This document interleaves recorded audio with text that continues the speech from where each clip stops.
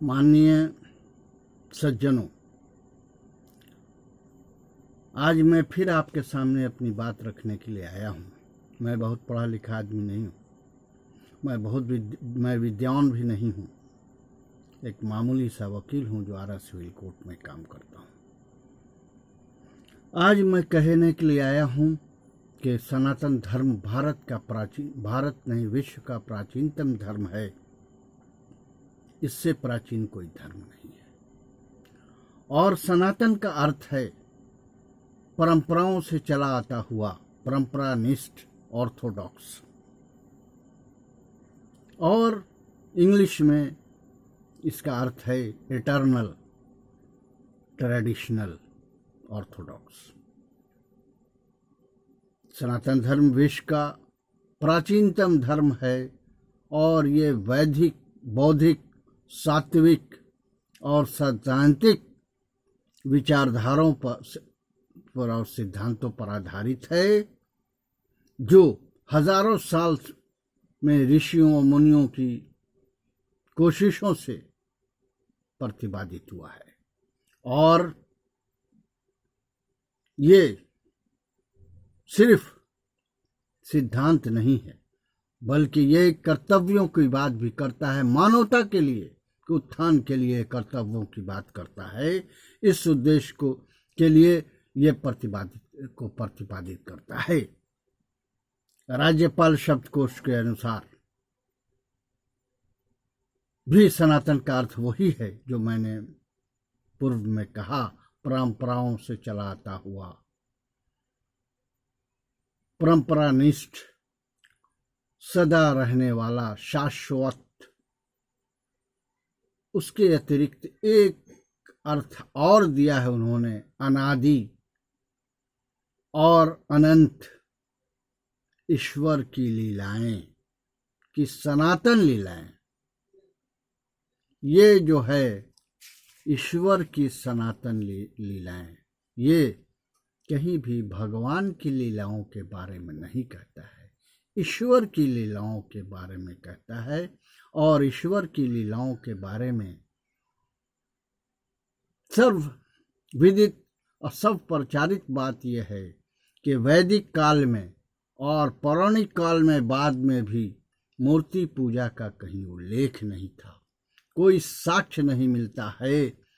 महाभारत में इंद्र के बारे में श्री कृष्ण ने कहा है, इंद्र की पूजा के बारे में। हड़प्पा में पशुपति की मूर्ति मिलती है। पशु का अर्थ होता है जानवर, चौपाया।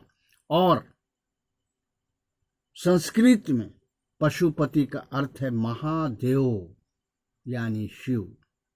लेकिन दुर्भाग्य की बात यह है कि कुछ विद्वानों ने, उनकी विद्वता में कोई दुराव नहीं है, किसी तरह का कोई प्रश्न चिन्ह नहीं है, लेकिन उन्होंने श्री राम, लक्ष्मण, सीता जी, हनुमान जी के मंदिरों को स्थापित कर दिया। और महादेव यानी शिव के मंदिर पूरे हर शहर में, एक आग दो 5 10 मिलेंगे, लेकिन हर गली और हर कूचे में श्री राम, श्री सीता जी और हनुमान और लक्ष्मण जी की मूर्तियां मिल जाएंगी। इस तरह से सनातन धर्म में लोगों ने अपनी विचारधारा को, अपनी मानसिकता को जोड़ा है, जो कि कदापि स्वीकार नहीं होने के लायक है। उसके अतिरिक्त मैं आपको बताना चाहता हूं कि महात्मा श्रद्धानंद सरस्वती ने कहा है कि वैदिक काल में वेदों में मूर्ति पूजे का कोई उल्लेख नहीं है, कोई विधान नहीं है। उसी क्रम में महर्षि दयानंद जी ने भी कहा है कि वेदों में मूर्ति पूजा का कोई उल्लेख नहीं है। उसके अतिरिक्त उन्होंने काशी शास्त्र में 40 विद्वानों को परास्त किया था और इस बात पर वो उनको सहमत कर लिया था कि वेदों में मूर्ति पूजा का विधान नहीं है। चारों वेदों में एक भी ऐसा मंत्र नहीं है जिसमें मूर्ति की प्राण प्रतिष्ठा की जा सके। दूसरी बात यह है कि जो हिंदू धर्म में जोड़ने की बात की जा रही है, मैं आपको बताना चाहता हूं कि हिंदू धर्म में विधवा विवाह, जो सनातन धर्म है, जो परंपराओं का धर्म है, वो कैसे हिंदू विधवाओं को छोड़ देगा गलत करने के लिए या गलत सोचने के लिए। इसलिए हजारों साल पहले, हजारों वर्ष पूर्व सनातन धर्म में विधवा विवाह की प्रथा प्रचलित थी। अथर्ववेद में विधवा विवाह का उल्लेख है। रामगुप्त की पत्नी रानी ध्रुव देवी ने चंद्रगुप्त काल में चंद्रगुप्त से दूसरा विवाह किया था। इसलिए ये जो लोग, जो कुछ विद्वान ये कह रहे हैं कि हमने विधवा विवाह का प्रोग्राम लाया और 1947 के बाद अमेंडमेंट किया, ये गलत है, बल्कि हिंदू धर्म में एक दुराव लाने की चेष्टा है। दूसरी बात यह है, मैं फिर कहता हूं कि मैं कोई विद्वान नहीं हूं।